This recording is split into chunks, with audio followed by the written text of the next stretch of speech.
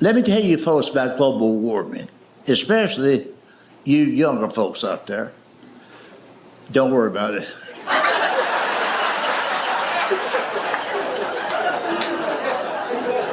And I'll tell you why. Just trust me on this.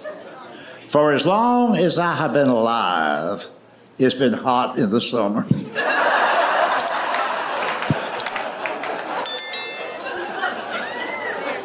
And this right here is almost unbelievable. Some summers have been hotter than others.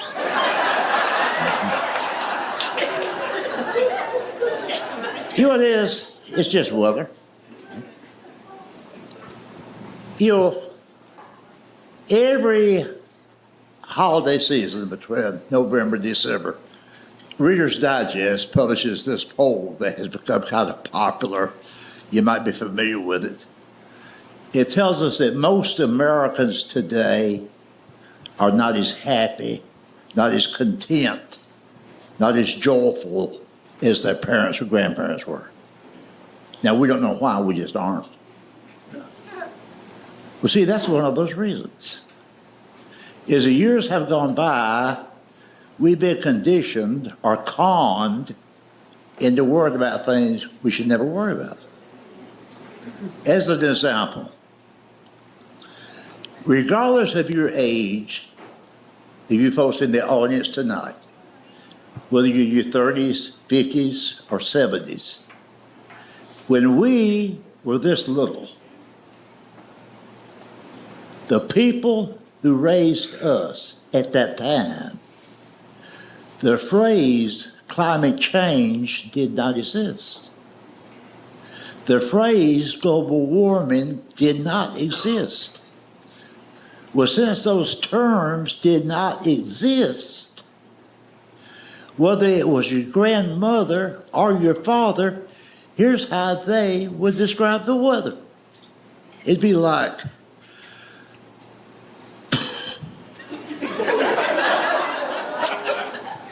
damn, it's hot.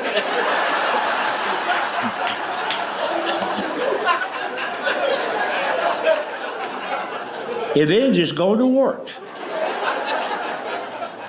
It was a 3-word conversation. Damn, it's hot. But not us, okay?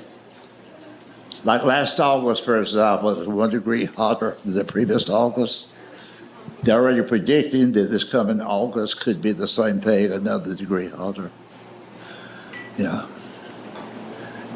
It looks like planet Earth is getting hotter and hotter. At that rate, planet Earth won't even be around after another 100,000 years.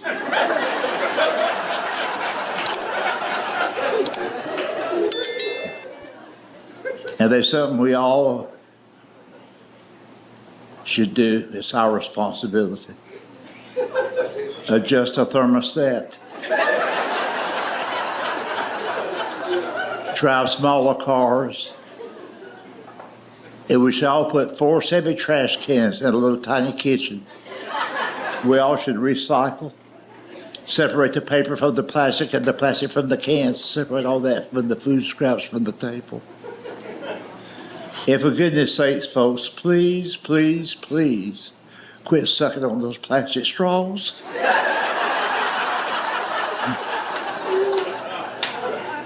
They're going to end up in the bottom of the ocean.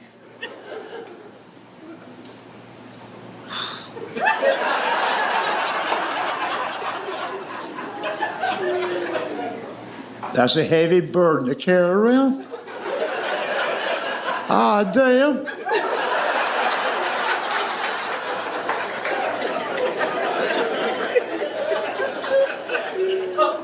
We've gone a long way from damn, it's hot.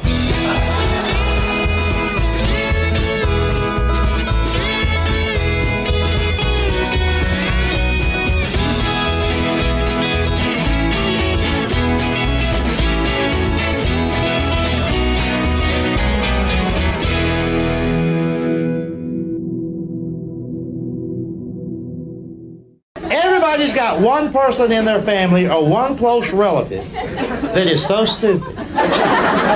It's the one you can't argue with. I tell you what, it's the same relative that keeps missing the 6 o'clock news because he don't know what time it comes on. I got an uncle that way. They did about my uncle. The bank called him up, told him that his account was overdrawn, so he mailed him a check.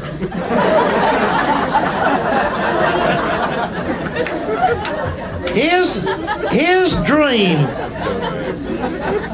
dream in life is to own a 2-story mobile home. I told him, I said, Uncle Robert, there's no such thing. He says, well, they ought to be for people that's got money.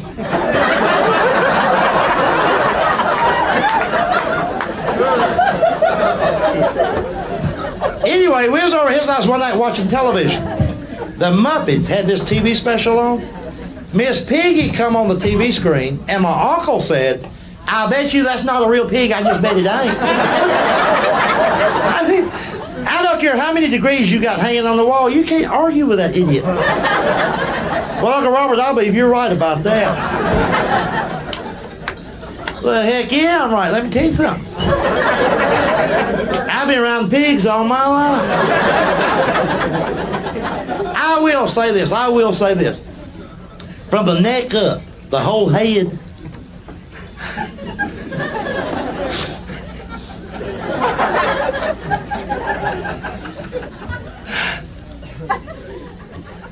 That looks authentic. But a real pig wouldn't wear a dress like that. He's the kind of guy that brags on his dog all the time. You ever heard somebody say this when they're bragging on their dog? They'll say, he don't know he's a dog.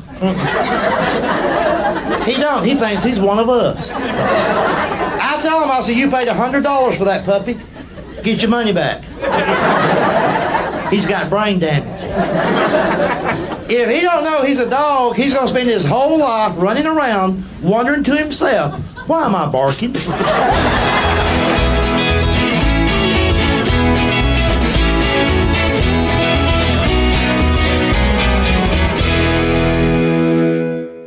They have some food for us down the hall.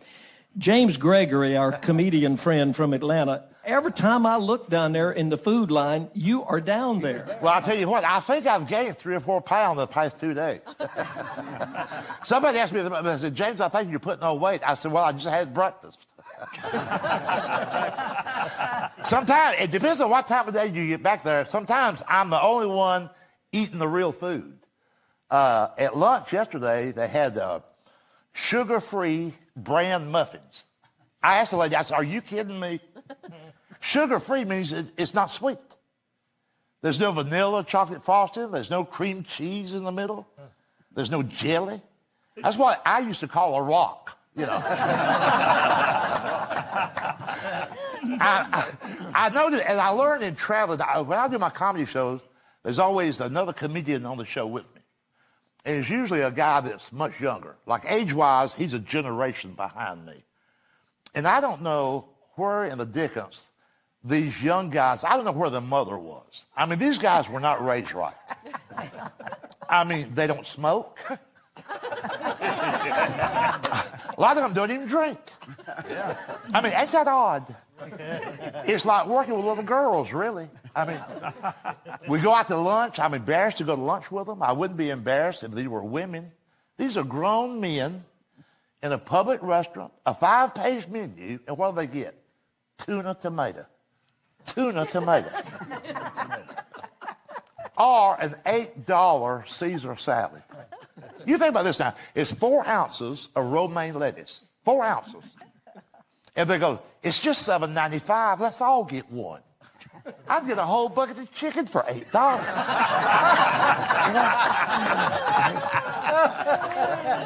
And everybody's in this health craze now. The political correctness is even taking over our eating habits. I'm just not going to jump on that bandwagon. I mean, I went to the doctor. I had a complete physical from head to toe in 1968. Why do I need a second opinion? I mean, and they'll make fun of my food because while they're sitting there grazing around their lunch. They just graze and interrogate the waiter. Was this butter? Is this margarine? Was this fried? Was this grilled? Come on, eat. Just eat. You know? While they're going through all that, I'm sitting there with chicken fried steak, extra gravy, mashed potatoes, extra gravy, a lot of cornbread, a lot of butter, and I mean real butter. None of that little wimpy stuff like, I can't believe it's not butter. Come on. And they also have, I can't believe it's not butter spray. It's a butter mist. I'm going to tell you all something. If your daughter is dating a guy who sprays his butter, there's not going to be any grandkids. I'm just telling you.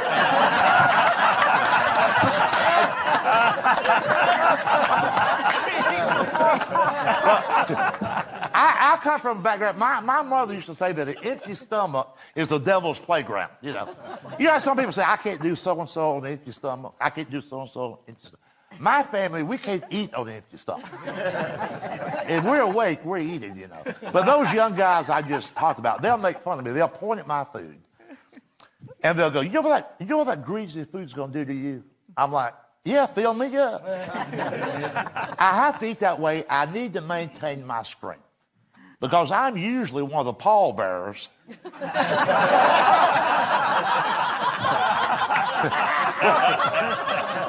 when my healthy friends drop dead working out.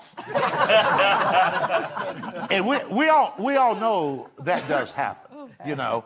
And we had a young fellow, a radio personality in Atlanta, Georgia. This reads on the news. He worked at a radio station.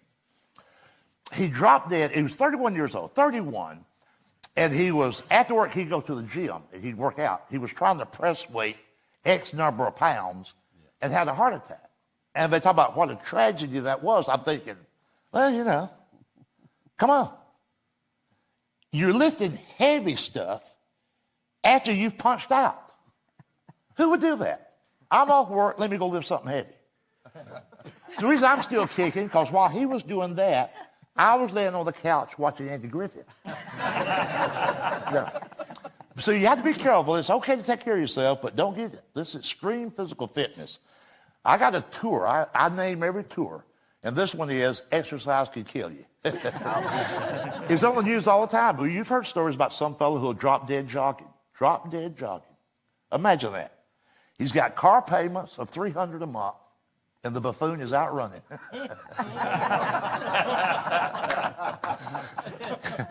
And I've never heard a single story about anybody dropping dead, eating banana pudding, watching TV. You know.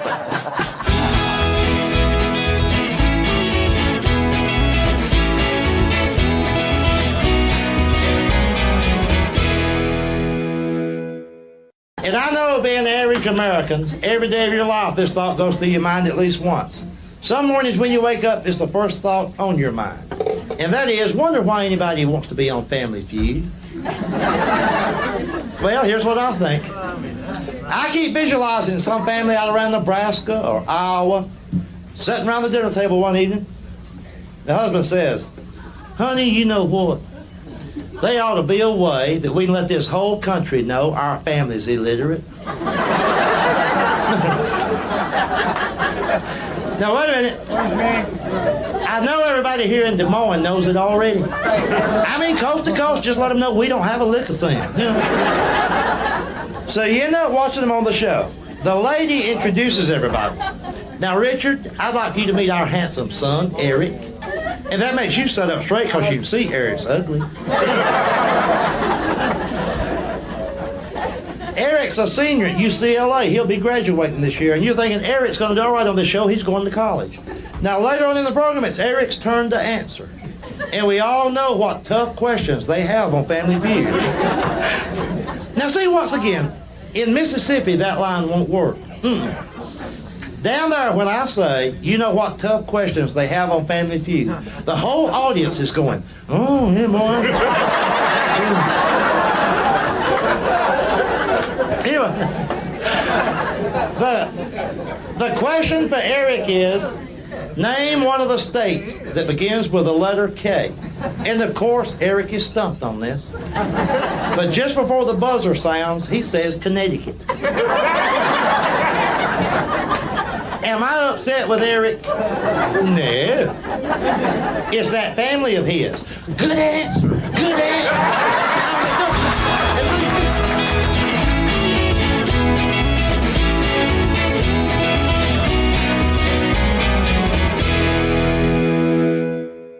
I enjoyed it, and I think what I enjoyed the most was I got enough money out of that to make a car payment. Did you really? Yeah. I was about a month behind. I'm all caught Second-hand up car, now. too. Right. Who do we have representing the plaintiffs? That's me, Your Honor. Harold P. Cheatham from Rob Cheatham and Steel at your service. Go Cheatham. Proceed, Lawyer Cheatham. Your Honor, the law says a person cannot portray a private individual in a piece of fiction so that that person is identifiable, and at the same time hold that person up to ridicule and embarrassment in his own hometown. And that is exactly what's happened to my clients, these poor, miserable, pathetic people. And that's exactly why I'm going to throw the book at him. I'm going to throw.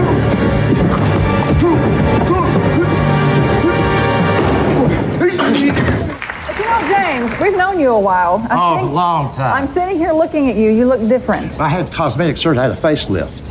Phase 1, I'm going to go back again.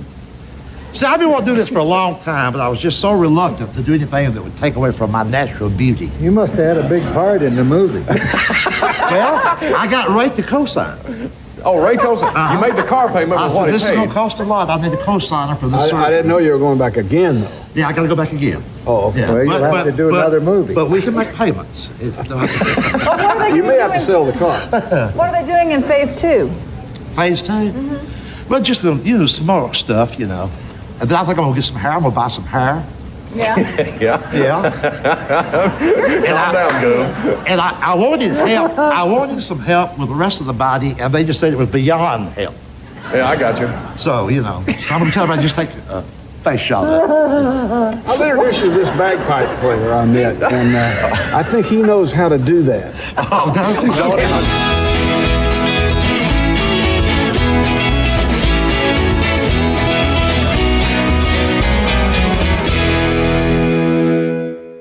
If I could be serious for a moment. You hear people say all the time that we Americans aren't as civilized as we used to be, not as humane as we once were. After all these years that have gone by, half the people blame that on Vietnam, the other half blame it on Watergate. I blame the whole situation on Colonel Sanders. And I know you're sitting there and you're saying, I hope he explains that. I will, that's my job. You realize before Colonel Sanders came along, the only thing that ate dinner out of a bucket was a hog? Now he's got everybody doing it. Let's say you go down to the Kentucky Fried Store. They're waiting on the man in front of you. He's about 5'8". He weighs 340 pounds. He can't hardly breathe. And I'm glad to see y'all find that funny. Yeah, man's gasping for air. Yeah, we'll laugh at that. You're my kind of people. Now, you know how they got the menu on the wall over the counter? All this man can do is breathe and point. Like,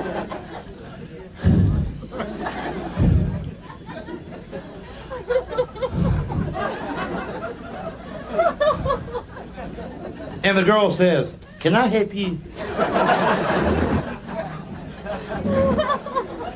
I feel so stupid doing this. At this point in the show every night, you know what thought goes through my mind? James, why don't you just go get a job?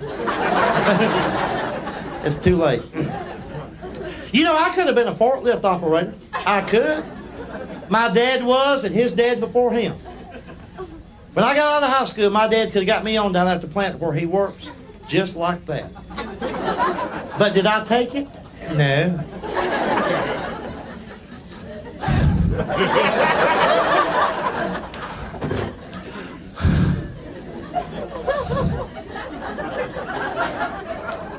I want a bucket of chicken. And then the girl says something ridiculous like, "How do you want that cooked?" You want original, extra crispy, or what? Trust me, people, this man don't care.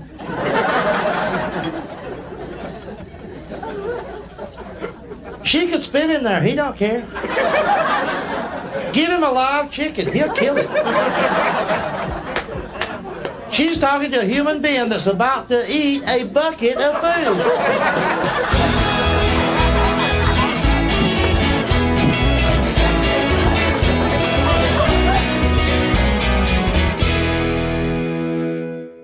And as you hear these Democrats and Republicans debate both sides of everything, and your minister even, or your governor and mayor and all like this, trying to figure out how come the kids are out of control and they used to didn't be that way and what can we do? Here's what happened. I'm going to act it out for you.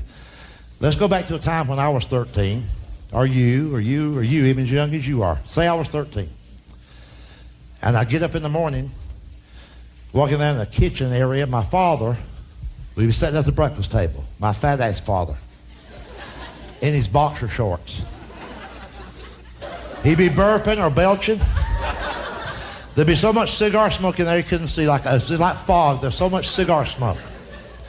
On my father's breakfast plate in front of him would be a small fried pig.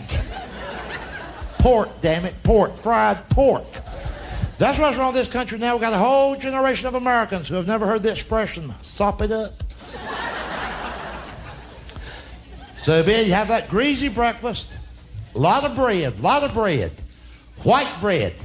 You hear me? Damn white bread. Manly white bread. White bread. None of that modern day, all natural, multi-grain, dark brown, looks like a wad of dog bread. No. He had white bread and butter, real damn butter. His daddy ate butter, his granddaddy ate butter, and by God, he ate butter. None of this, I can't believe it's not butter.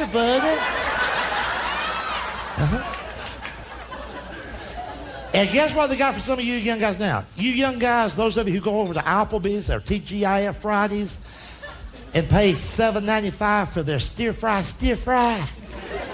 You know what stir fry is? Cauliflower, carrots, and broccoli. Same shit my daddy used to give to the hogs.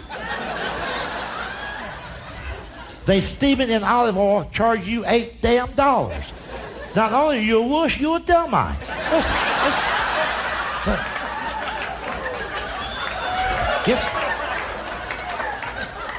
Guess what they got for you guys now? Not only do they have, I can't believe it's not butter, they got, I can't believe it's not butter spray. Have you seen their commercial? They got butter spray now. Squirt. I'm going to tell y'all something. You can tell the world that I said so. If I ever see a young guy squirting butter, squirt, I'm going to ask him out on a date. I think he'll go. I think I'll enjoy it. Eat like a woman, act like a woman. And my daddy would be eating a jar of jelly, a whole jar of jelly. None of this modern day $7 a pint, all natural fruit spread. My daddy had sugary, teeth rotting damn jelly. 49 cents a gallon. But anyway, here's the point. When he would catch a glimpse of me out of the corner of his eye, coming out of the bedroom, my daddy would start talking to me without even looking up from the plate. He said, boy, don't you even look in the kitchen because you're not going to eat this morning. You should have got your butt out of bed when your mother started calling you an hour ago. Now, why don't you grab those school books and get out by the highway and wait on the bus? Because if you miss school one more time, you ain't going to live to be 13.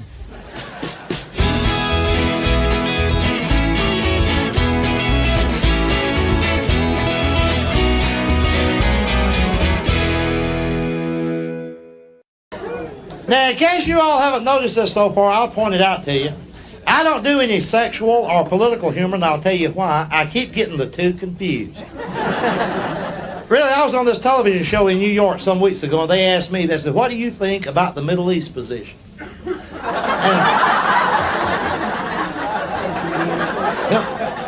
Don't be getting ahead of me on these. I said, well, heck, I enjoyed it. But it hurt my wife's back.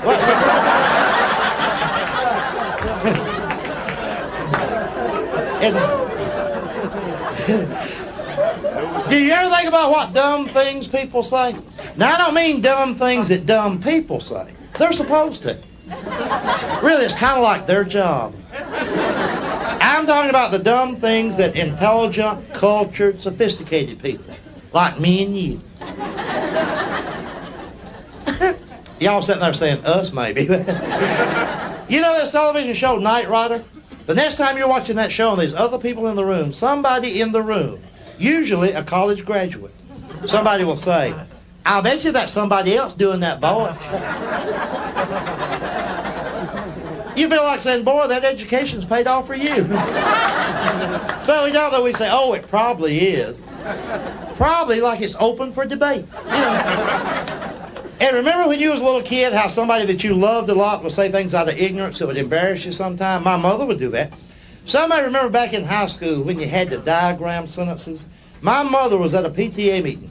She asked my teacher, she said, how's Junior doing? That was me.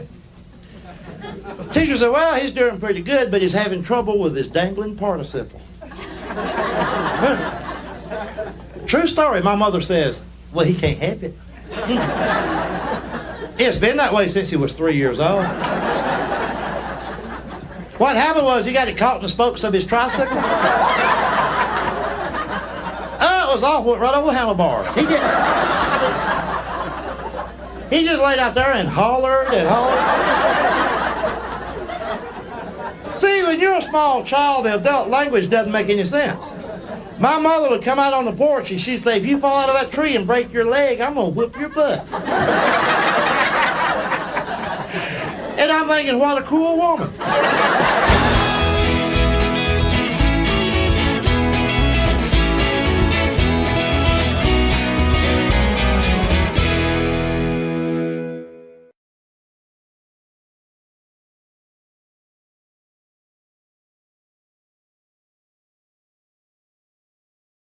I tell you what, you pay close attention and see if this right here for most of you out there tonight, see if this don't bring back some precious, fond childhood memories to you about your mother and that covered dish. You think back a long time ago now when you was like, oh, just yay big. It'd be late in the evening, early night time. Everybody's out on the front porch after supper, about half asleep. Pot roast to do that to you. Remember, those were the good old days in America where a mother forced the kids to overeat. Made them eat. All right, y'all don't eat all that pot roast. I ain't going to make another one. Well, hell.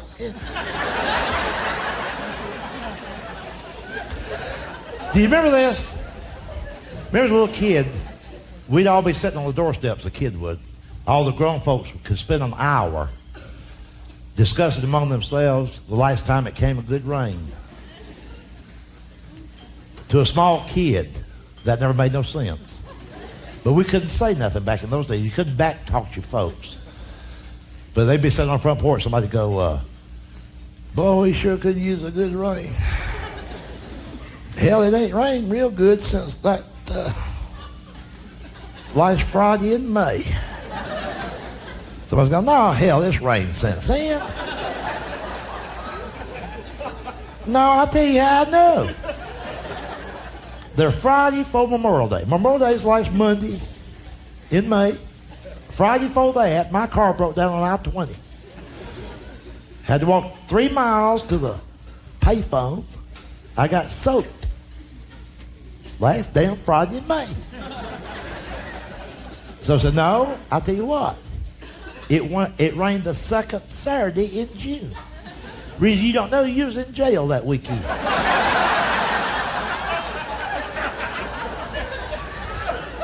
Then he said, well, that wasn't my fault. If y'all got a bondsman, I could have got out there on Friday. Then somebody else would say, well, anyway, we need rain. Well, yeah, I didn't say we didn't need no rain. And then our little hearts as children, we were sitting on the doorstep thinking to ourselves, who gives a right size when it rains?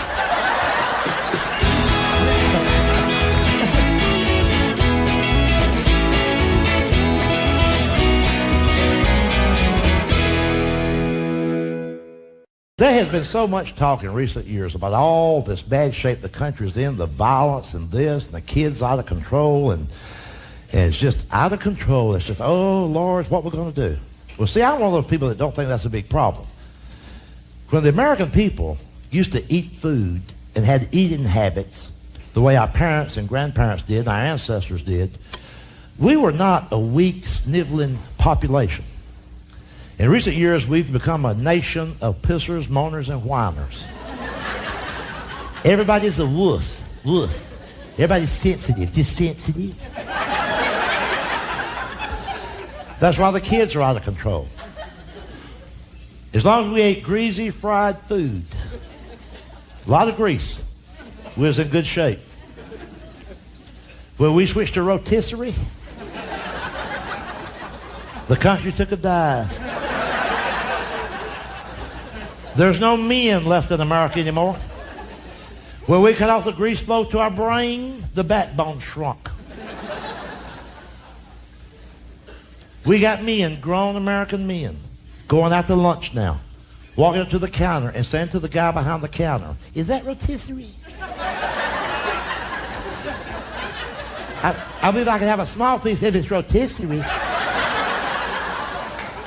I can eat the skin. Is it skinless? Ah, damn. We got men, grown American men, whose idea of breakfast now is a banana and a muffin. A muffin, God help us, they're eating muffin. And you wonder why the country's out of control? Ain't nobody in charge. You know this, rotisserie was only available in fast food chicken places in this country just 6, 8, 9 years ago. You know that.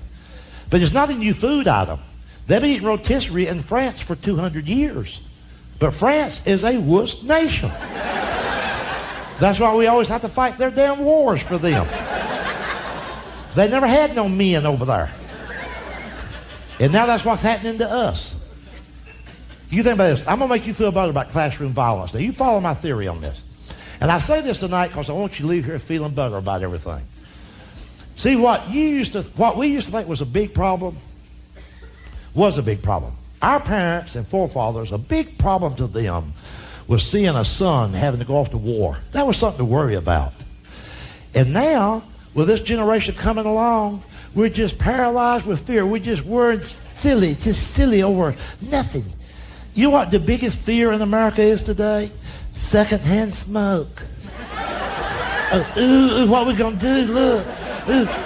Oh, look, he lit up. Get in the house. He lit up.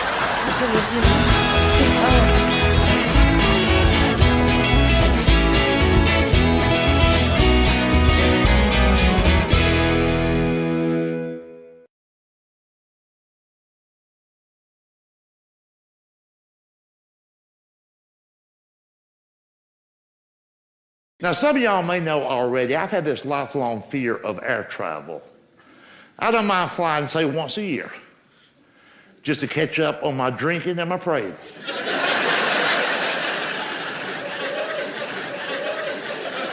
To me, there's no such thing as a safe airplane.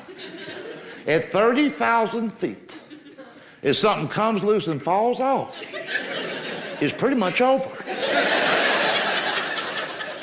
It's not like you can go, shh. Where's that noise coming from?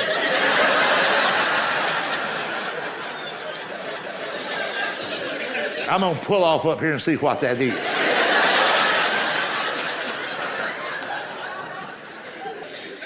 And they know it's not safe. That's why they overly brag about their safety features. They seem to be especially proud of their flotation seat. Every single flight, regardless of the destination, they talk about the flotation seat. Even got a video they show the passengers now, where it's located, how to use it, how to get to it, how to strap it on. That's going to save our life if they make an emergency landing in the ocean. And see, psychologically, if they know what they're doing, that makes us feel better just knowing that's on the aircraft. But then if we stop to think, I'm like, well, hell, I'm taking off in Georgia.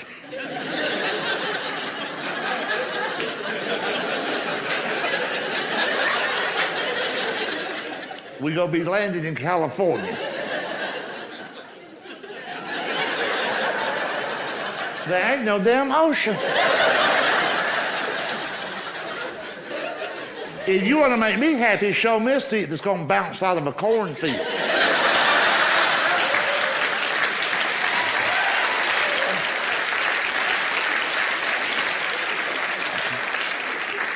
And look what's been in the news in recent years. Drunk pilots. Drunk pilots. Damn. Who's going to pull them over? By the way, next time you get up there, next time you're on a plane and they come around and take your drink order, just say, I'll have whatever the pilots are having. They don't like that.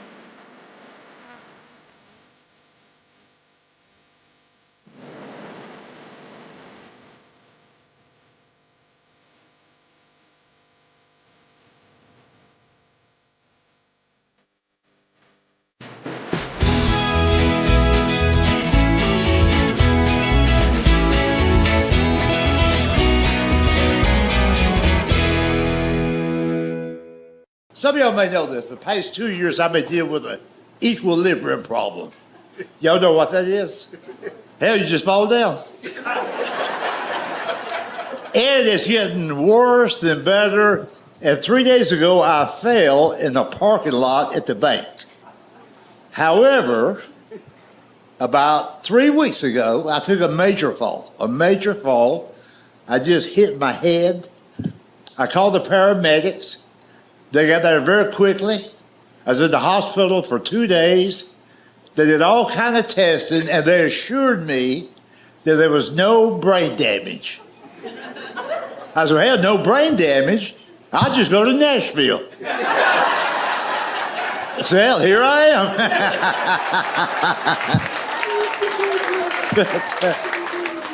But anyways, just so you know, folks, I've only fallen one time while I was performing, and that was in Talladega, Alabama, at the Ritz Theater. And here's what happened. This was not even around. I just moved forward like a foot, and I fell flat on my face, and they all just started applauding. They thought it was part of the show. And I made the mistake of saying, I've fallen and I can't get up. They thought I was doing a skit. And they just kept applauding. They wouldn't help me up.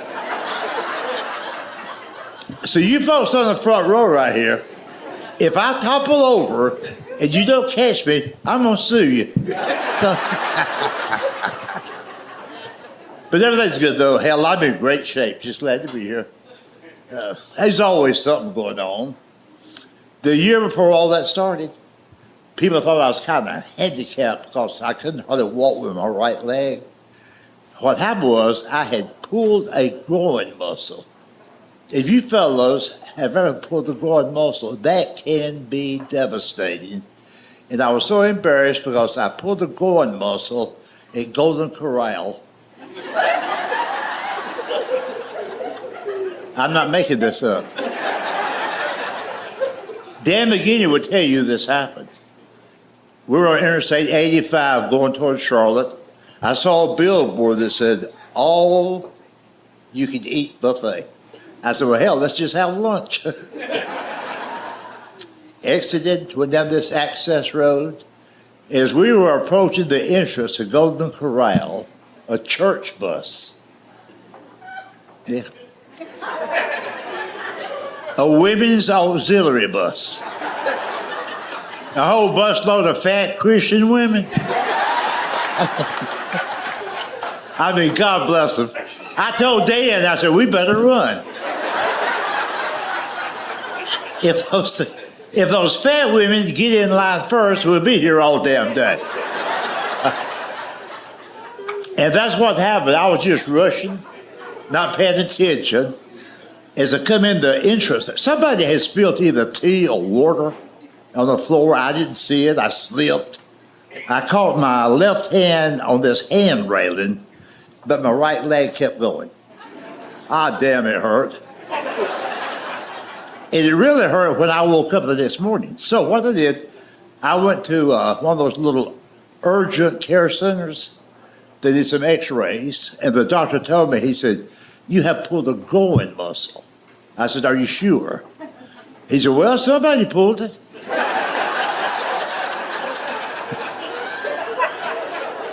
I said, well, it had to be me.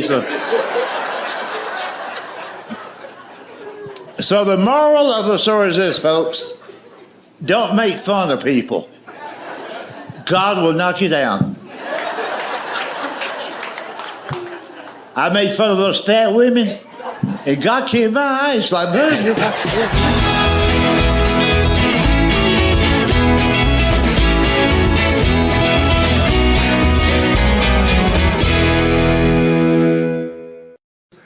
But I got this theory I've come up with after a lifetime of watching news coverage or tornadoes.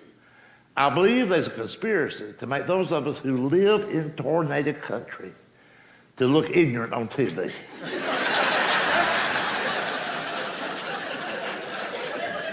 Don't you find it odd that after thousands of tornadoes, thousands of destroyed homes over the years, they never can interview anybody that's been to the dentist?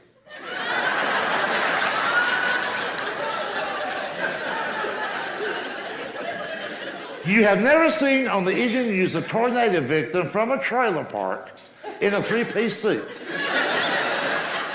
a monogrammed shirt, going, yes, this was rather devastating. A tree fell on the Lexus, and there's quite a bit of rubble in our hot tub. I believe with all my heart that when a tornado hits, the news director at the local TV station, he tells his reporter, get out to the trailer park and interview a dumbass.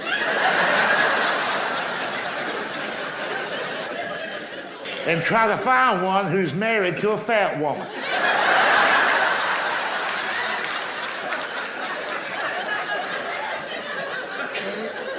And hey, listen, have you noticed that everything's destroyed except for the produce sign? And the camera zooms in on that. Tomatoes for sale, spelled with an R. 45 cents a pound or 2 pounds for $1.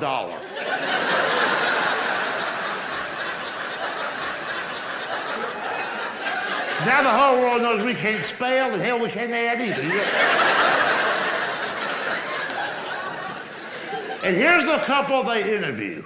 The husband, the head of the household, he's always real sickly, anemic looking, real frail, like 112 pounds. 108 without the belt buckle.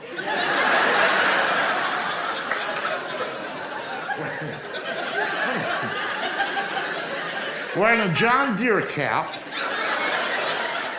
Got that out of layaway. He's got a tattoo on a wooden arm.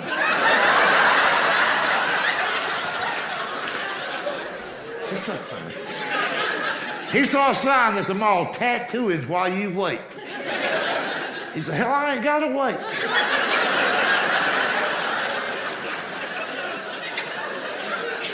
Got a tire gauge in his pocket. That's in case the trailer don't seem level.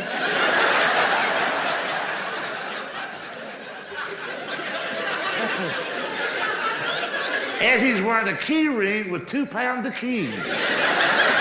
What the hell's that all about? There's only 3 doors in this man's life.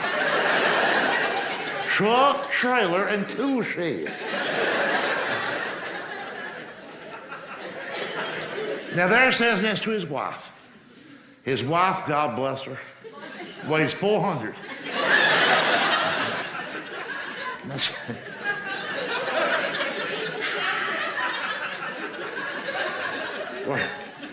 wearing those tight polyester pants. You know, little irrigation ditches and all.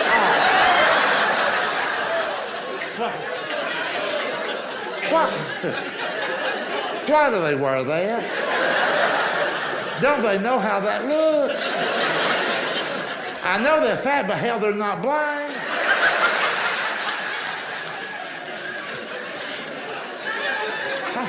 How can a 400-pound woman put on tight polyester pants, then look in a mirror and go, all right?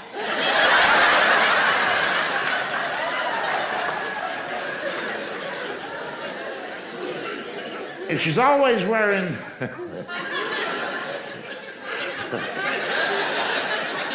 I just thought of this, I'm gonna throw it in.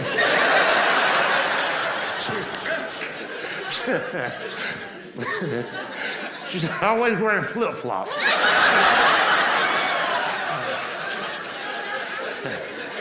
Because she thinks her feet are her best feature. And sadly, she's right about that.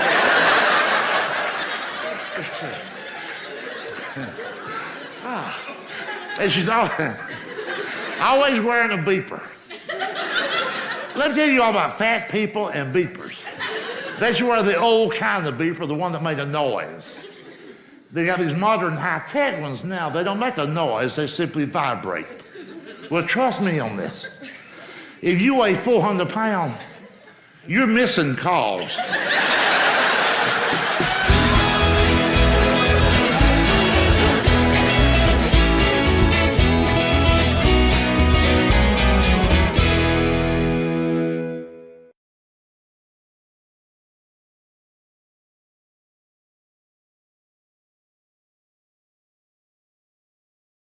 Every American should go to Huntsville, Alabama, once a year just to get in touch with reality. And let me explain that to you. The whole country is so complicated we can't keep up with it. The people of Huntsville are trying single-handedly to keep it simple, like God intended. Of course, now, if you're from Huntsville, you don't say Huntsville. You say Huntsville. But, now listen, the main thoroughfare through that city up there is Memorial Parkway. They built a big shopping mall there. They named it The Mall. I like that. Here's what they would have done somewhere else. They would have appointed committees, spent thousands of dollars to come up with just the right name. Not up there. They went to the people. And they said, what should we name this? And the people said, well, what are you building?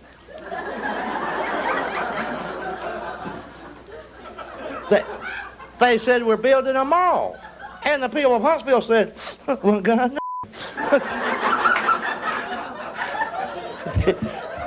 Yeah, I got a suggestion for you.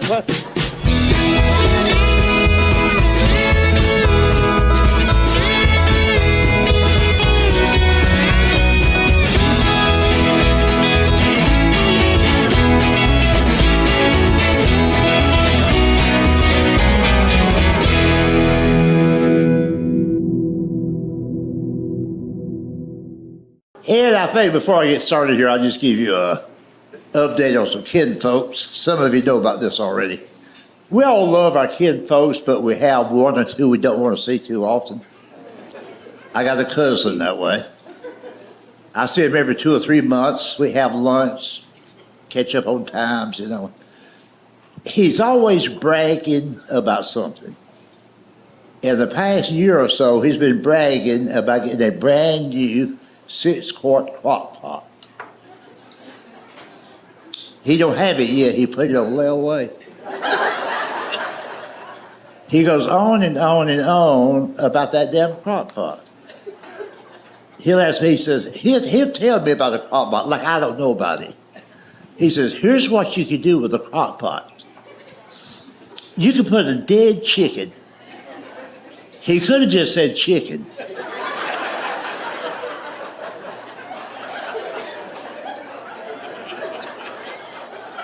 You can put a dead chicken in a crock pot early in the morning, turn it on low, and when you get home from work in the evening, it'll be ready to eat.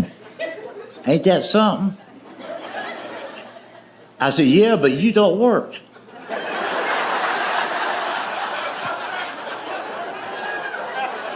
I said, hell, you're there all damn day. He goes, well, I'm just saying, yeah.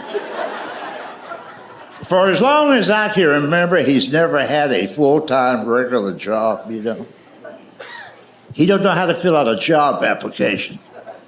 Whereas his nearest relative, he'll put 12 miles. In case of emergency call, he'll write in like 911. See, he gets that attitude. His whole family is crazy.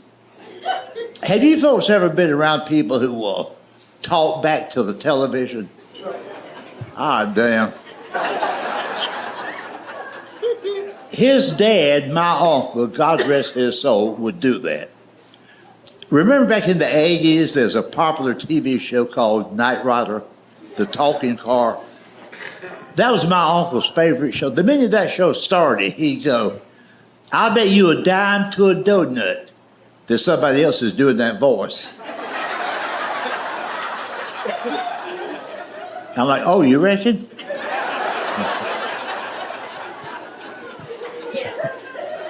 Our Miss Piggy would come on the TV screen. He'd go, I bet you that's not a real pig. A real pig wouldn't wear a dress like that.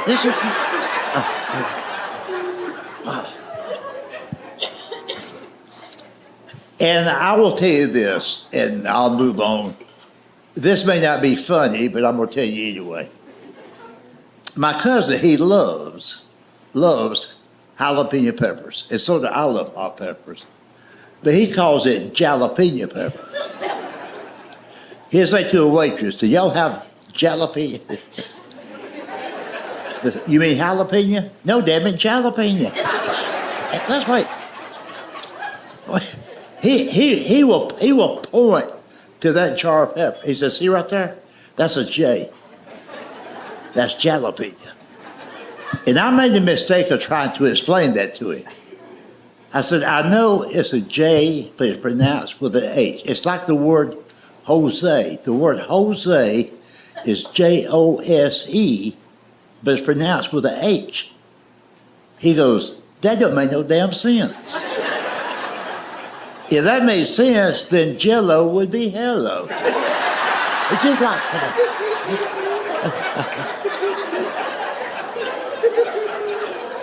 it just gives you a damn headache. But he gets all that from his father. This was years ago. We've all been told this is common knowledge, that 75% of all fatal car accidents usually occur within a 20-mile radius of where we live.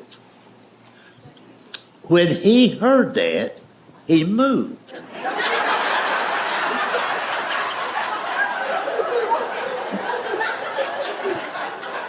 He said, that ain't gonna happen to me.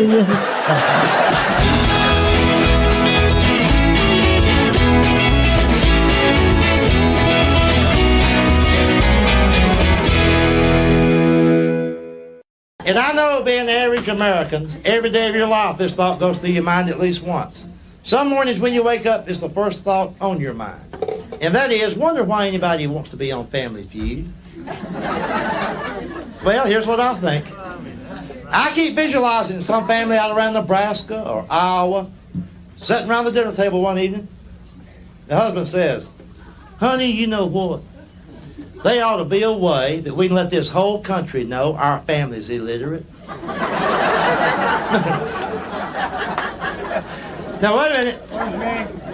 I know everybody here in Des Moines knows it already. I mean, coast to coast, just let them know we don't have a lick of thing. You know? So you end up watching them on the show. The lady introduces everybody. Now, Richard, I'd like you to meet our handsome son, Eric. And that makes you sit up straight because you can see Eric's ugly. Eric's a senior at UCLA. He'll be graduating this year. And you're thinking Eric's going to do all right on this show. He's going to college. Now, later on in the program, it's Eric's turn to answer. And we all know what tough questions they have on Family Feud. Now, see, once again, in Mississippi, that line won't work. Down there, when I say, you know what tough questions they have on Family Feud, the whole audience is going, oh, yeah, boy. Anyway, the question for Eric is, name one of the states that begins with the letter K. And of course, Eric is stumped on this. But just before the buzzer sounds, he says Connecticut. Am I upset with Eric? No. It's that family of his. Good answer. Good answer.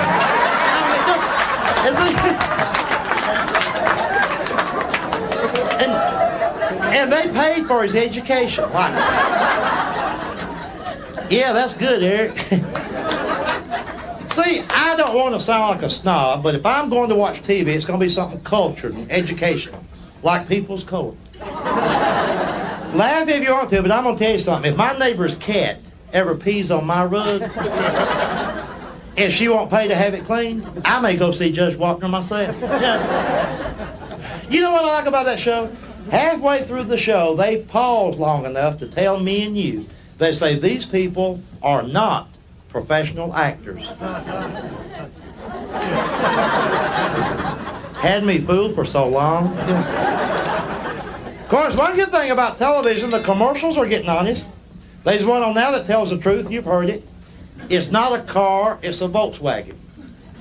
Well, it's about time they fessed up on that.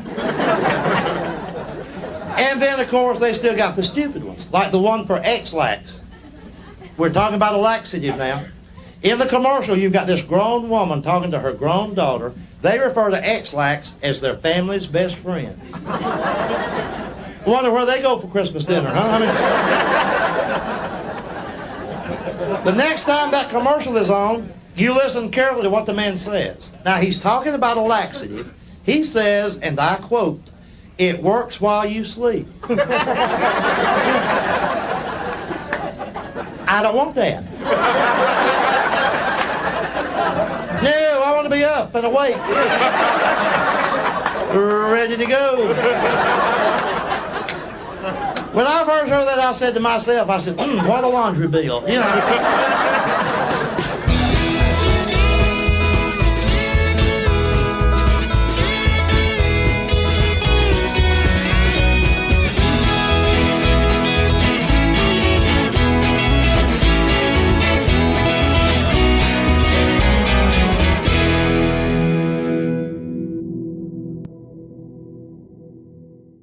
Here's what put me over the brink.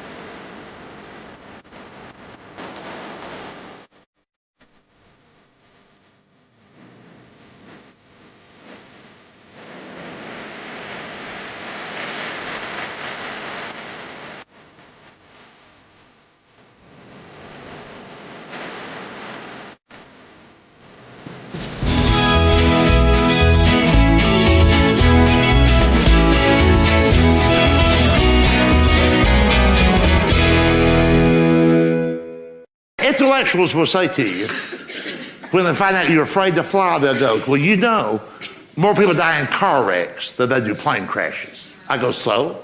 That's the way I want to go. Damn car wreck.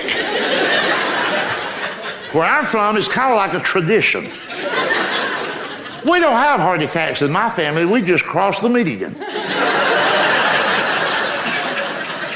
Usually on the weekend. Just out drinking. I'm trying to outrun the repo man.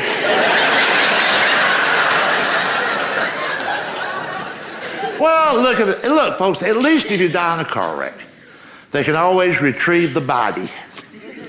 And being Baptist, we need that. You give us something to embalm and some of that tater salad. Hell, we can have a funeral.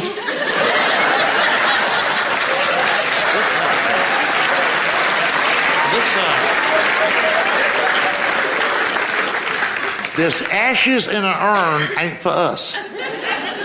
Hell no, we're gonna throw dirt on somebody. If you hear a Baptist talk about cremating, that's not a full-blood Baptist. He's probably married outside his faith.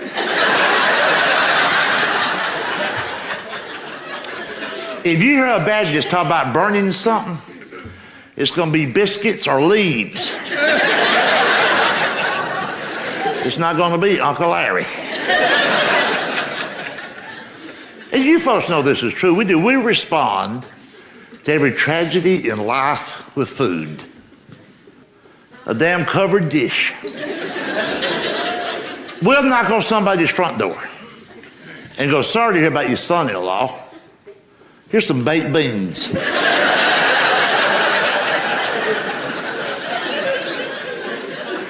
We would come in for a minute, but Walmart closes at 10.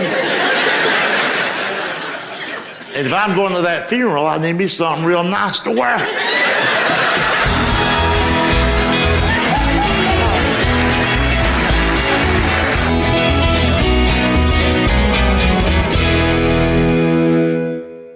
We worry about things we shouldn't worry about. Just like the endangered species people. Ah, damn.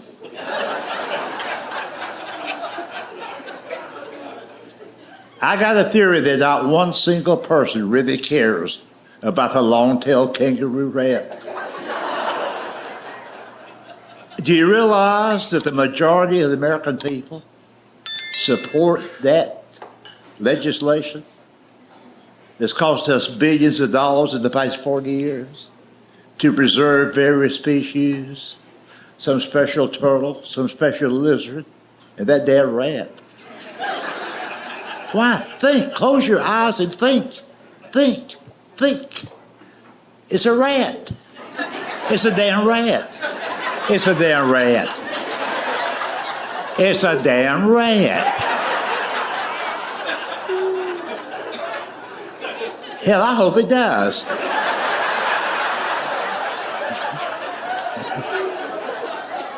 Just like previous generations, the one that Reader's Digest says are happy, if they saw a rabbit, they kill it. It's a rat. It's a rat. It don't care how long the damn tail was. It's still a damn rat. See? So we worry about the damn rat. We worry about the weather. I mean, come on. It's a rat. We individually, as my father would say, don't give a shit.